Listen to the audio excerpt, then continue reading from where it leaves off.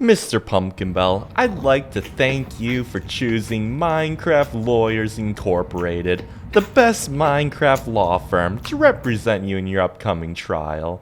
Now, I must admit, I've never quite seen a case like yours. It says here on your file that you're being accused of committing over 27 different war crimes against your fellow players on the Minecraft server. Oh, don't worry about it. I can explain all of them. They were mostly just like harmless pranks and things. Oh, okay, well then maybe you could explain some of them to me. Like, this one here says that you invaded another player's base. It was not an invasion. It was really much more of a special military operation. Oh, well, when you put it that way, it doesn't even sound all that bad. I know, right? Although, it does sound awfully familiar. Almost like I've heard it somewhere before. It's probably the name of a rap album or something. Yeah, that's probably it. But anyways, during your special military operation, you broke into another player's base. Then you killed that player. Whoa. Dude, we do not use that word here on YouTube. What, killed? Yeah, no. We have a much better term. Nowadays, we say unalived. Now that you mention it, you're right. Unalived is a much better word in literally every single possible way. I'm glad you see it that way. But after you unalived them, you took over their base, and apparently it took a coalition of literally every single other player on the entire server to kick you out. Is this all true?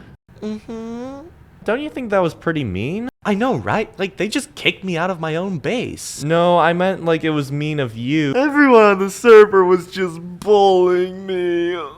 Well, I can see you're still pretty sensitive about this, so what do you say we just move on for now?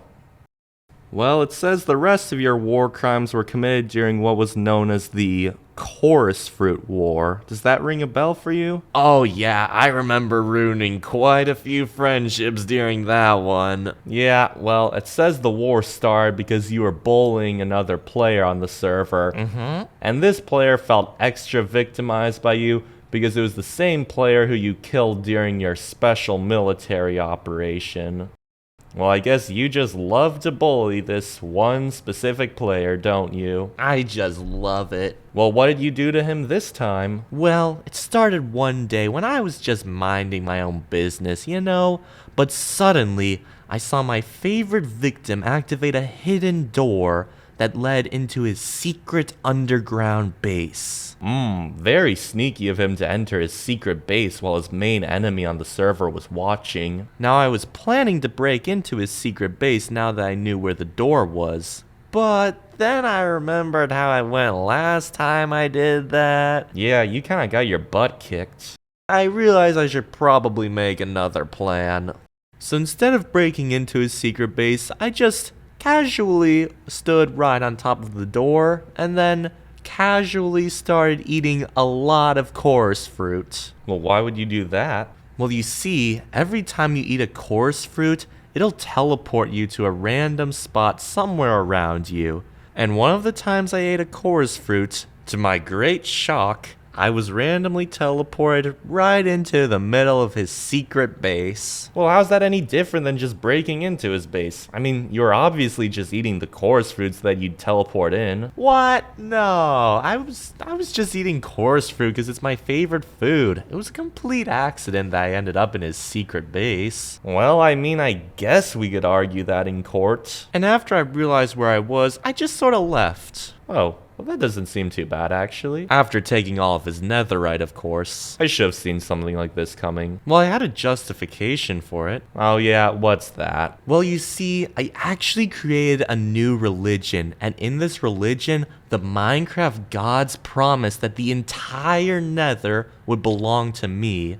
And since netherite comes from the nether, that means it's technically all mine. You clearly just made up that religion as an excuse to take his netherite. Well, that's just an outrageous claim. When exactly did you start practicing this religion? About when I saw how much netherite he had in his base. Eventually, I did end up giving it back to him. There's no way you did that. Yeah, I did. Well, then what was your reason for it? Same reason I do everything, out of the goodness of my heart. You didn't demand anything in return? Only a stack and a half of diamonds.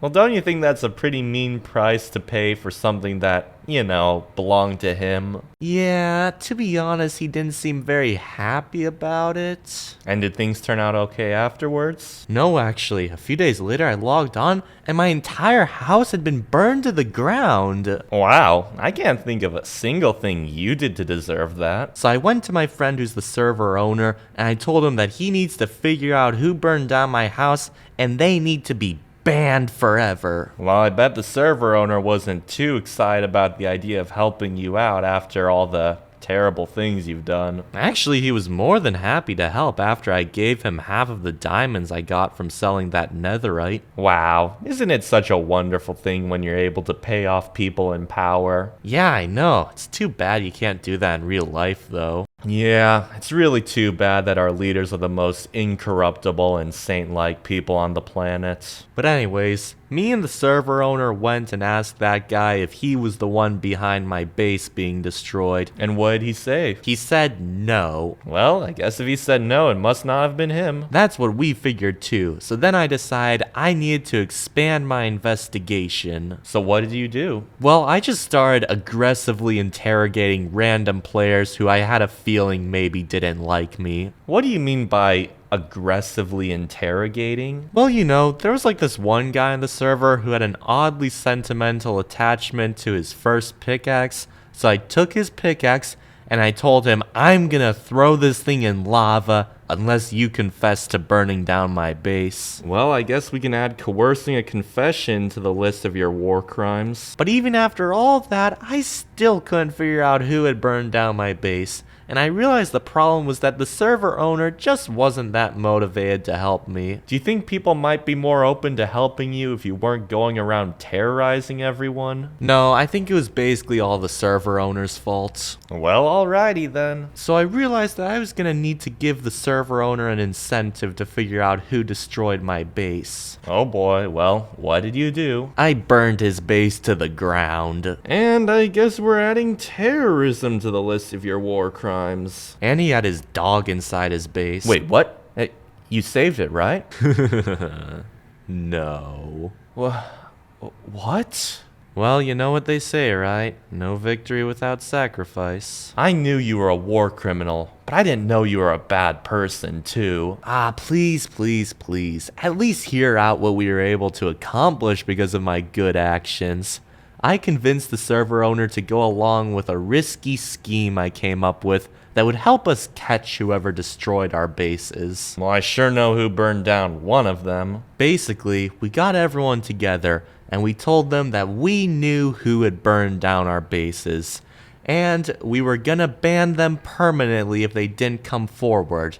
But if they came forward now, they'd still get in trouble, but we wouldn't ban them and we wouldn't kill them. We would let them live. That's such a stupid trick. It's obvious you didn't know who actually did it, otherwise you wouldn't be asking them to come forward. I think it was a pretty smart trick. There's no way that anyone would possibly fall for that. Well, you haven't met the kids on this server. At the moment, they're currently obsessed with Italian brain rot. Okay, that trick should work on them. Yeah, it sure did. One of them came forward and confessed. So what was his punishment in the end? Oh, I just killed him on the spot. Wait, but you promised that if he surrendered, you'd let him live. But he destroyed my base, and last time I checked, there's nothing in the Geneva Conventions against killing someone after they surrender. Actually there really is. Actually... Well, I'm not wrong. Yeah, whatever. Just tell me what the next thing on the list is. Well, actually, that's the end of your file. Oh, really? I can name like 20 more things I did that qualify as war crimes. Well, I guess you must have done a pretty good job covering them up. Yeah, honestly, it seems like anything these days is considered a war crime. Well, you know what's not a war crime? What? Liking the video and subscribing if you want to see more. Oh yeah, there's just nothing more satisfying than scoring some YouTube points. And comment down below if you think I'm innocent. Absolutely no one thinks you're innocent.